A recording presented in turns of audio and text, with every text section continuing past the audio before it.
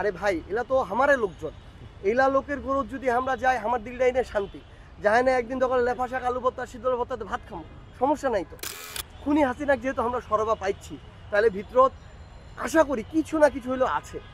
এবং যদি লোভ রইলে হ্যাঁ, তাইলে খুনি হাসিনা 1000 কোটি টাকা দিবার তার সেলায় রেডি ছিল, একদম ঝকঝক আলাম।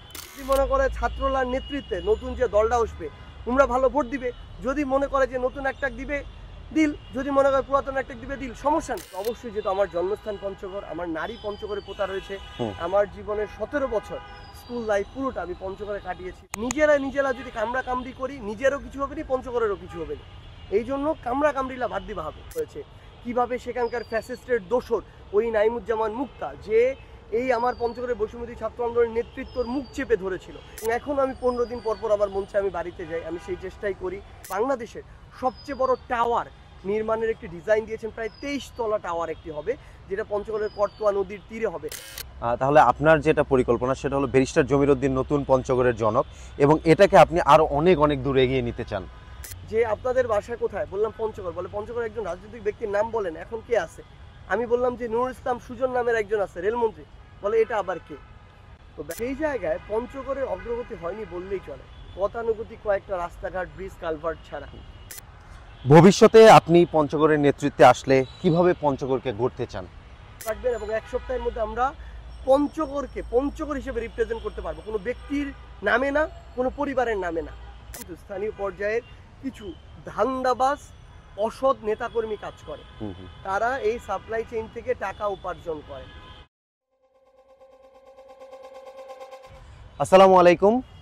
এই মুহূর্তে আমাদের সাথে আছেন বাংলাদেশের বৈষম্য বিরোধী ছাত্র আন্দোলনের কেন্দ্রীয় সমন্বয়ক, জাতীয় নাগরিক কমিটির মুখ্য সংগঠক এবং আমাদের পঞ্চগড়ের মেধাবী সন্তান, কৃতি সন্তান, যাকে নিয়ে আমরা গর্ব করতে পারি, তিনি আর কেউ নন, সার্জিস আলম।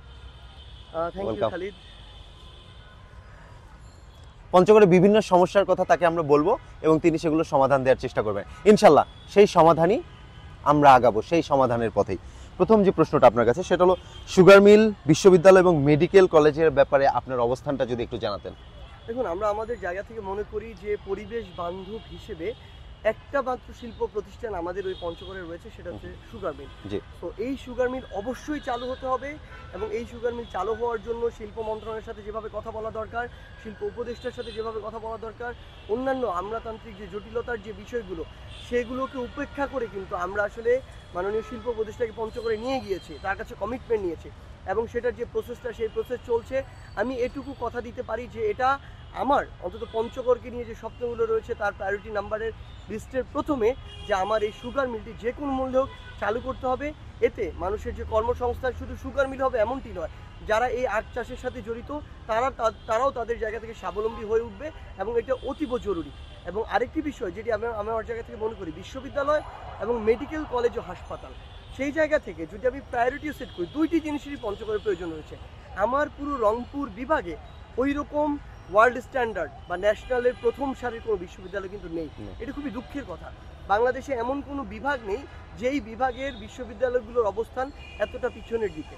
সেই জায়গায় আমি মনে করি যে অবশ্যই পঞ্চগড়ে এরকম একটি বিশ্ববিদ্যালয় হওয়া প্রয়োজন। কিন্তু আপনি যদি দেখেন, পঞ্চগড়ের একজন রোগী কোনো একটা সমস্যা হোক, সদর হসপিটালে যাক, যে কোনো জায়গায় যাক, সাথে সাথে রেফার করে হচ্ছে রংপুর মেডিকেল কলেজে। এই 3 ঘন্টার পথ যেতে যেতে অনেক মানুষ মৃত্যু কোলে ঢলে পড়ে। এমন অনেক মানুষ রয়েছে যারা ওই 3 ঘন্টার জন্য অনেক ক্রিটিক্যাল সিচুয়েশনে চলে যায়।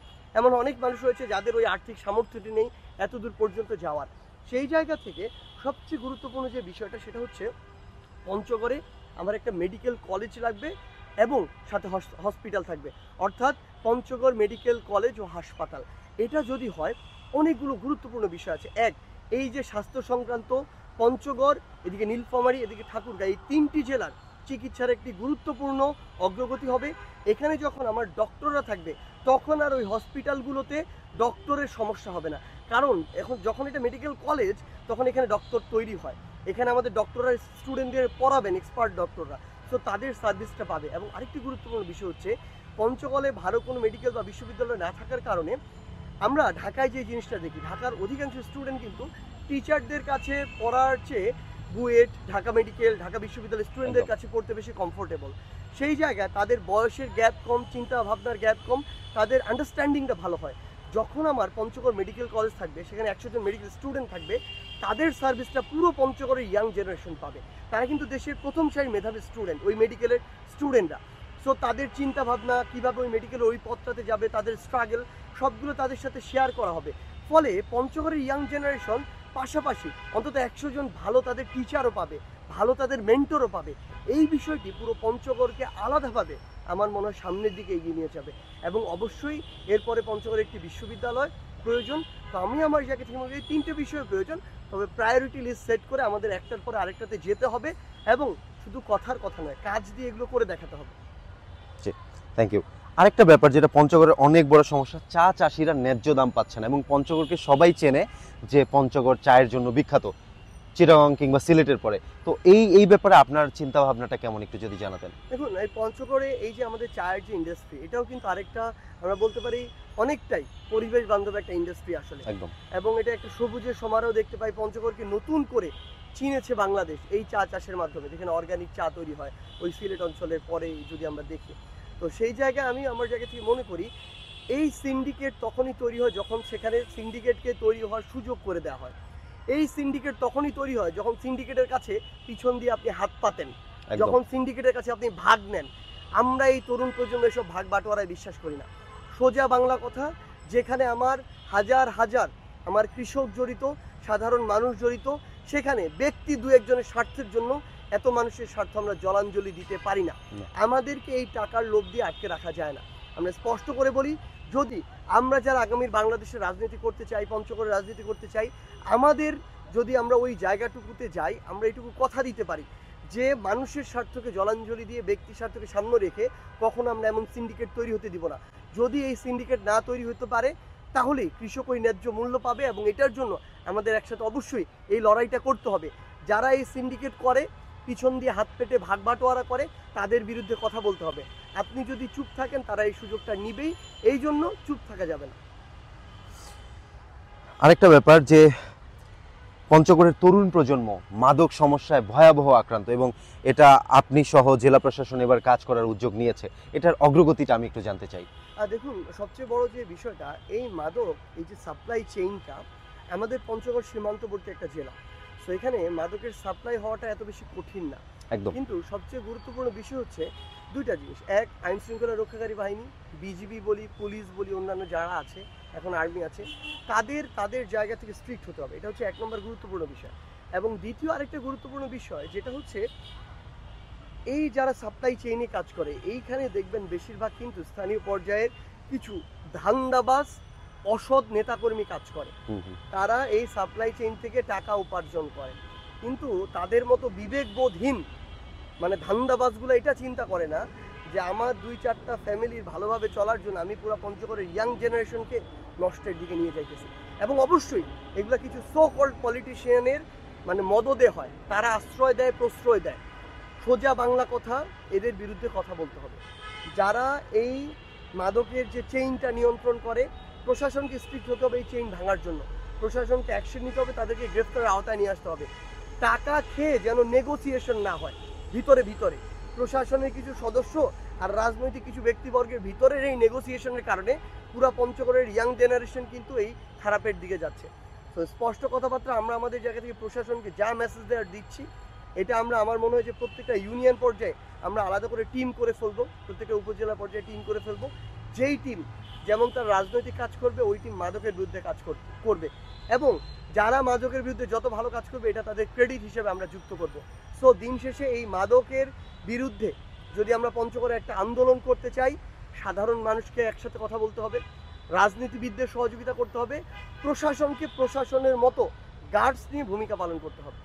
আপনি বলতে চাচ্ছেন যে পঞ্চগড়ে ভবিষ্যতে একটা ভলান্টিয়ার টিম হবে ইয়াং জেনারেশন কেন্দ্রিক, যারা সমস্যার সমাধানগুলো মানে ওভারসি করবে। আমরা আগামী 2 মাসের মধ্যে এরকম একটা টিম করব। প্রত্যেক ইউনিয়নে এরকম টিম থাকবে, যেই টিম গণমানুষের যে সমস্যা, খুব স্বাভাবিকভাবে আমি প্রত্যেকটা গ্রামে গ্রামে প্রতিদিন যেতে পারবো না, কিন্তু আমার কাছে এই তথ্যটা আসতে হবে কনক্রিট। সো এরকম আমাদের টিম থাকবে প্রত্যেকটা ইউনিয়নের পর্যায়ে, এবং যেই টিমগুলো ওয়ার্ড পর্যায়ে যে টিমগুলো আমাদের তথ্য দিবে, সেই অনুযায়ী আমরা ইনস্ট্যান্ট ব্যবস্থা গ্রহণ করব। গ্রেট। আরেকটা যেটা ব্যাপার যে ট্রেন স্টেশনের নাম নিয়ে সফটওয়্যারে অনেক ধরনের সমস্যা দেখা দিচ্ছে, তো এটা কি অচিরেই সমাধান হচ্ছে? আমি গতকালকেও আমি একবার পঞ্চগড়ে যখন জেলা প্রশাসনের পক্ষ থেকে পঞ্চগড় স্টেশনের সামনে একটা ফোয়ারা উদ্বোধন করা হচ্ছিল, ওই দিন ইনস্টিটিউটে দাঁড়িয়ে আমি রেল মন্ত্রণালয়ের যিনি মাননীয় সচিব রয়েছেন তার সাথে কথা বলেছিলাম। তো তিনি বলেছিলেন এটা খুব দ্রুততম সময়ের মধ্যে করবেন, কিন্তু গতকালকেও যখন সেখানে আমি পঞ্চগড় রেলওয়ে স্টেশন না দেখে অন্য একটি বিষয় দেখলাম, তখন আমি সাথে সাথে তাকে ফোন দেই এবং তিনি বলেছেন যে 1 সপ্তাহের মধ্যে তিনি এই বিষয়টি আপডেট করবেন এবং তাকে আমরা এই সময়টুকু দিচ্ছি। আমরা বিশ্বাস করি তিনি তার কথা রাখবেন এবং 1 সপ্তাহের মধ্যে আমরা পঞ্চগড়কে পঞ্চগড় হিসেবে রিপ্রেজেন্ট করতে পারবো, কোনো ব্যক্তির নামে না, কোনো পরিবারের নামে না। তার মানে আমরা পঞ্চগড়কে পুরো পৃথিবীর সামনে পঞ্চগড় নাম দিয়ে নিয়ে যেতে চাই। তার মানে আপনি মানে বলতে চাচ্ছেন যে কোনো জেলা বা পঞ্চগড় বিশেষ করে কারো বাপ দাদার সম্পত্তি হবে না? না, কখনোই না। শুধু জেলা না, আমরা কিন্তু এই গণঅভ্যুত্থানের স্লোগান দিয়েছি দেশটা কারো বাপের না, পঞ্চগড়ও কারো বাপের না। এখানে যে মানুষের জন্য কাজ করবে সে সে ধীরে ধীরে মানুষের নেতা হয়ে উঠবে। এবং এখানে সবচেয়ে গুরুত্বপূর্ণ বিষয়টা যেটা হচ্ছে, এই যে যত রকমের কাজ হয় এই কাজ তো জনগণের টাকায় কাজ, ট্যাক্সের টাকায় কাজ। আমরা শুধু উপলক্ষ মাত্র, আমরা শুধু চেষ্টাটা করি। তো সেই জায়গায় জনগণের তো প্রতিনিধিত্ব করে পঞ্চগড় জেলা, কোনো ব্যক্তি বা পরিবার তো নয়। তো সেই জায়গা থেকে আমরা পঞ্চগড় জেলাকে বাংলাদেশ এবং পৃথিবীর সামনে পঞ্চগড় নামেই রিপ্রেজেন্ট করতে চাই। ভবিষ্যতে আপনি পঞ্চগড়ের নেতৃত্বে আসলে কিভাবে পঞ্চগড়কে গড়তে চান? আমার জায়গা থেকে যেটা স্পষ্ট আসলে মনে হয় সেটা হচ্ছে যে পঞ্চগড় বাংলাদেশে উত্তরবঙ্গে এমনিতেই বিভিন্ন অগ্রগতির দিক থেকে অনেক পিছিয়ে, এবং উত্তরবঙ্গের মধ্যে আবার পঞ্চগড় সবচেয়ে বেশি পিছিয়ে। তো সেই জায়গায় পঞ্চগড়ের অগ্রগতি হয়নি বললেই চলে, গতানুগতিক কয়েকটা রাস্তাঘাট, ব্রিজ, কালভার্ট ছাড়া। পঞ্চগড়ে আমাদের একটা মানে শিল্পায়ন করতে হবে, যেই শিল্পায়নটা আবার পরিবেশের ক্ষতি করবে না। পরিবেশটাকে ঠিক রেখে একটা শিল্পায়নের দিকে যেতে হবে, সবুজ শিল্পায়ন বলতে পারি আমরা, গ্রিন ইন্ডাস্ট্রিয়ালাইজেশন। সেই জায়গায় গিয়ে মানুষের কর্মসংস্থান তৈরি করতে হবে। আমার পঞ্চগড়ে এরকম যদি কয়েকটা শিল্প প্রতিষ্ঠান হয় যেখানে 50,000 মানুষ কাজ করবে, আপনি দেখেন 50,000 ফ্যামিলি এটার সাথে সম্পৃক্ত হয়ে যাচ্ছে কিন্তু। সো এটা করতে হবে। পঞ্চগড়ে মেডিকেল কলেজ ও হসপিটাল যেটা, এটা খুবই ইম্পর্টেন্ট, এটা লাগবেই।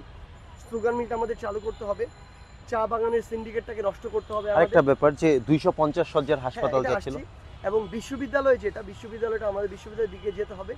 এবং সবচেয়ে গুরুত্বপূর্ণ বিষয় হচ্ছে কি, পঞ্চগড়ে এমন আমার রাজনৈতিক ভয়েস লাগবে যেটা খালি পঞ্চগড়ের ভয়েস না। পঞ্চগড়ে বিগত সময় এমন অনেক এমপি মন্ত্রী দেখছি যাদেরকে পঞ্চগড়ের মানুষই ঠিক মতো চেনে না, বাংলাদেশ চেনা তো দূরের কথা। আমি একবার বাংলাদেশের দক্ষিণাঞ্চলের একটি জেলায় গিয়ে বললাম, যখন বললো যে আপনাদের বাসা কোথায়, বললাম পঞ্চগড়। বলে পঞ্চগড়ের একজন রাজনৈতিক ব্যক্তির নাম বলেন, এখন কে আছে? আমি বললাম যে নুরুল ইসলাম সুজন নামের একজন আছে, রেলমন্ত্রী। বলে এটা আবার কে? তো ব্যাপারটা হচ্ছে আমাদের পঞ্চগড়ের যারা এমপি হয়, তারা এমপির পরে মন্ত্রীও হয়ে গিয়েছে অনেকেই, তাদের নাম পঞ্চগড়ের মানুষ হয়তো জানে, হয়তো ঠিকমতো পঞ্চগড়ের মানুষই জানে না, কিন্তু ন্যাশনাল পর্যায়ে তার ওই রকম ফেস নেই। কিন্তু সবচেয়ে গুরুত্বপূর্ণ বিষয় হচ্ছে আপনি যখন রাজনীতি থেকে বা সরকার থেকে কিছু একটা আদায় করে নিয়ে আসতে চাইবেন, আমাদের রিসোর্স কিন্তু সীমিত। ধরেন আমাদের বাংলাদেশের এখন এমন একটা নতুন বরাদ্দ আসছে যেটা 30টা জেলার জন্য। সো ওই 30টার মধ্যে আপনি যদি পঞ্চগড়কে ইনক্লুড করতে চান, তাহলে আপনার ওই লেভেলের ন্যাশনাল একটা পরিচিতি এবং প্রভাব থাকতে হবে। একদম সেই জায়গায় আমাদের যারা ন্যাশনাল ফেস পঞ্চগড়ের, তাদেরকে রাজনীতির মাঠে আসা উচিত, সুযোগ করা উচিত, তাদের ওই ইম্প্যাক্টটা কাজে লাগানোর সুযোগ করে দেওয়া উচিত। তো সেই জায়গায় যেমন এর আগে ব্যারিস্টার জমির উদ্দিন সরকার তার জায়গায় এরকম ছিলেন, বর্তমানে মির্জা ফখরুল ইসলাম আলমগীর রয়েছেন, কিংবা আমরা যদি দেখি যে আমরা এরকম আমাদের জায়গা থেকে উত্তরবঙ্গে এক সময় এরশাদ ছিলেন, যিনিও আসলে একজন স্বৈরাচারের প্রতীক। তো কিন্তু আমি যেই অর্থে বলছি যে এই নামগুলো পুরো বাংলাদেশ চেনে। তো ওই জায়গা থেকে আমরা চাই পঞ্চগড়ে এরকম নেতৃত্ব আসুক, এখানে আমাদের অবশ্যই মিউচুয়াল রেসপেক্ট থাকবে। দেখুন খুব স্বাভাবিকভাবে পঞ্চগড়ের যারা পঞ্চগড়ের জন্য এর আগে কাজ করেছে, আমরা তাদেরকে সম্মান দিতে সমস্যা কোথায়? এই ইয়াং জেনারেশনের মানসিকতা এত ছোট না, যাকে যতটুকু সম্মান দেওয়ার আমরা দিব, আমাদের মধ্যে প্রতিযোগিতা হবে। কিন্তু এটা সত্য যে আমার বাপ কোনো একটা খারাপ কাজ করেছিল দেখে ওইটার দায় আমি নিব, এটাও যেমন হবে না। আমার বাপ একসময় মহৎ কোনো কিছু ছিল বলে সেটার ক্রেডিট সবসময় পুরোটা আমার ঘাড়ে আসবে, এটাও হবে না। আমাদের সামনের পথ, আমাদের অবস্থান, আমাদের কাজ নির্ধারণ করবে এবং আমরা সেই কাজ করতে প্রস্তুত। তাহলে আপনার যেটা পরিকল্পনা সেটা হলো ব্যারিস্টার জমির উদ্দিন নতুন পঞ্চগড়ের জনক, এবং এটাকে আপনি আরো অনেক অনেক দূর এগিয়ে নিতে চান। হ্যাঁ দেখুন, আমরা আমাদের জায়গা থেকে যেটা একদম স্পষ্ট কথা যে আমরা ওই জনক শব্দটাতে আবার যাব না। জনক শব্দটা যাব না কেন? তাহলে এটা হচ্ছে ব্যক্তি কেন্দ্রিক হয়ে যায়। আমরা ওই ব্যক্তি পূজাতে আর যাব না, কিন্তু আমরা তার অবদানটাকে স্বীকার করব, তার সাথে দেখালো ওই মিউচুয়াল রেসপেক্টটা আমরা শো করব, এবং যেটা আমি অলরেডি করলাম। সো এটা মানসিকতা আমাদের থাকবে। কিন্তু এইটুকু একটা জিনিস বলতে চাই, পঞ্চগড়ের মানুষ হিসেবে পঞ্চগড় নিয়ে একটা স্বপ্ন আছে। কাজ এখন আমার পুরো বাংলাদেশকে নিয়ে করতে হবে, এটা এই সময়ের ডিমান্ড। আমরা একটা নতুন রাজনৈতিক দল করতে যাচ্ছি, দলের ডিমান্ড। কিন্তু অবশ্যই যেহেতু আমার জন্মস্থান পঞ্চগড়, আমার নারী পঞ্চগড়ে পোতা রয়েছে, আমার জীবনের 17 বছর স্কুল লাইফ পুরোটা আমি পঞ্চগড়ে কাটিয়েছি, পঞ্চগড়ে আলো বাতাসে বড় হয়েছি, এটার প্রতি আলাদা একটা টান থাকবে। এবং এখন আমি 15 দিন পর পর আমার মন চায় আমি বাড়িতে যাই, আমি সেই চেষ্টাই করি। তো সেই জায়গায় পঞ্চগড়কে সামনে রেখে অবশ্যই যা যা প্রয়োজন পঞ্চগড়ে সেগুলো করার জন্য আমি সর্বোচ্চ চেষ্টা করব। দারুণ। আরেকটা বার যে পঞ্চগড় বৈষম্য বিরোধী যে আন্দোলনটা বেশ চাঙ্গা হয়েছিল, দেশের একদম প্রত্যন্ত জায়গা, তো তাদের উদ্দেশ্যে কিছু বলতে চান, কিংবা আধুনিক পঞ্চগড়ের গোড়াপত্তন তারা কিভাবে করতে পারে, বা ইয়াং জেনারেশনের পঞ্চগড়ের মানুষকে কি মেসেজ দিতে চান আপনি শেষ? আমি আসলে একটু অবাক হয়েছিলাম যখন দেখলাম যে ঢাকা থেকে প্রায় 500 কিলোমিটার দূরে পঞ্চগড়েও এই অভ্যুত্থানের যে ছোঁয়া, যে রেশ, এটা ছড়িয়ে পড়েছে এবং দাবানলের মতোই ছড়িয়ে পড়েছে। আমি অবাক হয়েছি, তখন অভ্যুত্থানের সময় আমার দেখার সুযোগ হয়নি। এখন যখন ওই পঞ্চগড়ের ভিডিওগুলো দেখি, ছবিগুলো দেখি, যে কিভাবে বৈষম্য বিরোধী ছাত্র আন্দোলন পঞ্চগড়ে এত বড় একটি আন্দোলন করেছে, কিভাবে সেখানকার ফ্যাসিস্টের দোসর ওই নাইমুজ্জামান মুক্তা, যে এই আমার পঞ্চগড়ের বৈষম্য বিরোধী ছাত্র আন্দোলনের নেতৃত্বর মুখ চেপে ধরেছিল, যে এই নেতৃত্বকে জেলে ভরতে চেয়েছে, হুমকি দিয়েছে, মামলা দিয়েছে, সেই মুক্তার বিরুদ্ধে গিয়ে ওই ফ্যাসিস্ট আমলে কিভাবে রাজপথে লড়াই করেছে, এই রাব্বি সানরা কিভাবে তাদের সকল সহযোদ্ধাদেরকে নিয়ে পঞ্চগড় স্কুলের কথা যদি বলি, বিপি স্কুল, গার্লস স্কুল থেকে শুরু করে এমআর কলেজ থেকে শুরু করে অন্যান্য যত শিক্ষা প্রতিষ্ঠান আছে, তাদের যে স্টুডেন্টরা এই স্কুল কলেজের বয়সে কিভাবে আসলে পঞ্চগড়ে ওই ব্রিজকে ব্লকেট করে দিয়েছিল। আমরা দেখেছি কিভাবে তারা আর্মিকে ঠেলে সামনের দিকে এগিয়ে গিয়েছে, তারা স্লোগান দিয়েছে। তো এটা আমাকে এখন আরও বেশি ইন্সপায়ার করে এবং এই পঞ্চগড়ের জেনারেশনকে নিয়ে আমি আশাবাদী। আমি বিশ্বাস করি এই জেনারেশনকে পলিটিক্সে এগিয়ে আসতে হবে এবং সবচেয়ে গুরুত্বপূর্ণ হচ্ছে কোনো দালালির পলিটিক্সে না, তোষামদির পলিটিক্সে না, ব্যক্তি পূজার পলিটিক্সে না, নতুন বাংলাদেশের পলিটিক্স, যেই পলিটিক্সের স্বপ্ন তারা এই জুলাই অভ্যুত্থানে দেখেছে। এই ইয়াং জেনারেশন যদি চায় এবং ঐক্যবদ্ধ হয়, তাহলে একসাথে মিলে পঞ্চগড়কে অনেক দূর এগিয়ে নিয়ে যাওয়া সম্ভব। এটা আরেকটা সম্পূরক প্রশ্ন, যেটা বলছিল যে একটা মাত্র সেতু এবং সেই সেতুটা খুবই ভালনারেবল, ঝুঁকিপূর্ণ, এটা অবশ্যই আপনার প্ল্যানে আছে? আমাদের জেলা প্রশাসক মহোদয় অলরেডি সেতুর আলাদা একটা অসাধারণ নকশা করেছেন, বাইপাস সেতুর, এবং তিনি তার আমি প্রশংসা করতে হয় যে অন্তত একটা মানুষ কতটা বাস্তবায়ন হবে এটা সময় বলবে, কিন্তু তিনি অলরেডি এরকম পঞ্চগড় নিয়ে প্রায় 20-25টা নতুন প্রজেক্ট রেডি করে ফেলেছেন।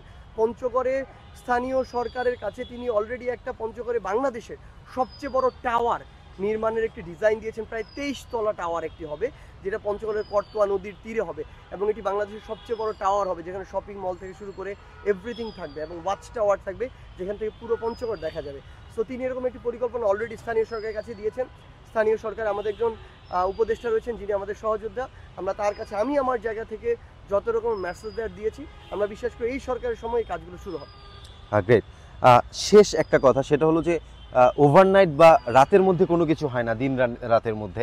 তো আমি যেটা বলতে চাই, মানুষকে ধৈর্য ধারণ করতে হবে। এই ধৈর্য ধারণ করার ব্যাপারে পঞ্চগড়ের মানুষকে লাস্ট একটা বার্তা দিতে চান জনমানুষ? আমি পঞ্চগড়ের মানুষকে একটা কথা বলতে চাই, পুরো বাংলাদেশে যারা মানুষ তারা পঞ্চগড় নাম শুনলে বলে ভালো মানুষ। এখন সবচেয়ে গুরুত্বপূর্ণ হচ্ছে আমাদের এই ভালো, এটা ধরে রাখাটা ইম্পর্টেন্ট। ধরেন আমার বাংলাদেশে এখন একাধিক রাজনৈতিক দল হবে, আমরাও নতুন করে একটি রাজনৈতিক দল করছি। আমাদের মধ্যে এই সম্পর্কটা যেন দলাদলি না হয়ে যায়। কেউ একটা অন্য দল করে বলে তাকে আমি গালি দিব, তার পরিবার নিয়ে টানাটানি করব, ব্যক্তি নিয়ে বিভিন্ন জিনিস নিয়ে ঘাটাঘাটি করব, এগুলোর প্রয়োজন নেই। আমাদের একটা শ্রদ্ধাবোধ থাকা উচিত।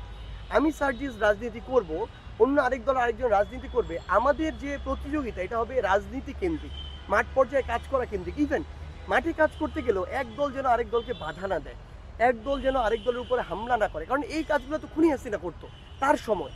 তো এখন যদি এই কাজগুলো হয়, তাহলে আমাদের সাথে তাদের পার্থক্য কোথায় থাকলো? বরং আমরা জনগণের জন্য কাজ করব, জনগণের কথা বলবো, জনগণের কথা শুনবো, পঞ্চগড়ের প্রত্যেকটা ঘরে ঘরে যাব। আরে ভাই, এলা তো আমারে লোকজন, এলা লোকের গরজ যদি আমরা যাই, আমার দিলটাই না শান্তি যায় না। একদিন দোকানে লেফা শাক, আলু ভর্তা, শীতল ভর্তাতে ভাত খাবো, সমস্যা নাই তো। কিন্তু এই লোকলার লুকু যাওয়াটা গুরুত্বপূর্ণ। লোকলার লুকু আমরা যাই না, লোকলার কথা শুনি, ওই অনুযায়ী কাজ করি। সবচেয়ে গুরুত্বপূর্ণ বিষয়টা কি হল, নিজেরা যদি কামড়া কামড়ি করি, নিজেরও কিছু হবে না, পঞ্চগড়েরও কিছু হবে না। এই জন্য কামড়া কামড়িলা বাদ দিবা হবে। দেখেনে পঞ্চগড়ের জন্য কাজ করি, কে কোন দলের হচ্ছে এটা বিষয় নেই, নিজের মতো করে কাজ করবো, জনগণ যাক ভালো মনে করবে ভোট দিবে। যদি মনে করে ছাত্রলার নেতৃত্বে নতুন যে দলটা আসবে তোমরা ভালো ভোট দিবে, যদি মনে করে যে নতুন একটা দিবে দিল, যদি মনে করে পুরাতন একটা দিবে দিল, সমস্যা নেই। কিন্তু সবচেয়ে বড় কথা যেটা কামড়া কামড়ি যেন না হয়। আরেকটা জিনিস বুঝতে হবে যে কে মানুষের গরজ যায়, মানুষের কথা কয়, মানুষের কথালা শোনার কার মানসিকতা আছে, এবং মানে কে পঞ্চগড়টা হৃদয়ে ধারণ করে, এই জিনিসটা বোঝাটা খুব গুরুত্বপূর্ণ। পঞ্চগড়ের লোকজন আশা করি এটা বুঝবে। খুনি হাসিনাকে যেহেতু আমরা সরবা পাইছি, তাহলে ভিতরত আশা করি কিছু না কিছু হলেও আছে। এবং যদি লোভ রইলে হ্যাঁ, তাইলে খুনি হাসিনা 1000 কোটি টাকা দিবার তার সেলায় রেডি ছিল, একদম ঝকঝক আলাম। তে ওই খুনি হাসিনা যেহেতু লোভ দেখায় কিছু করবা পারেনি, কোনো লোভ নাই, আল্লাহ যেটা দিছে যথেষ্ট, এত মান সম্মান দিছে। এখন পঞ্চগড়ের মানুষের জন্য কিছু একটা করবা হবে, এটা হল মাথার কাজ করছে। যে কোনো উপায়ে 10 বছর লাগুক, 20 বছর লাগুক, মানুষের তানে কাজ করার এই যে প্রসেসটা, এটা চলবে।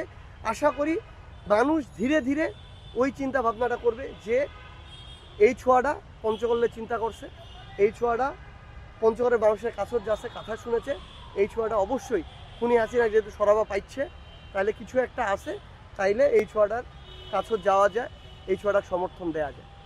তো এটাই আলটিমেটলি। তো পঞ্চগড়ে আমরা সবাই যদি একসাথে কাজ করি, আশা করি পঞ্চগড়ে একসাথে মিলে অনেক সামনে তুলে যাবো পারবো।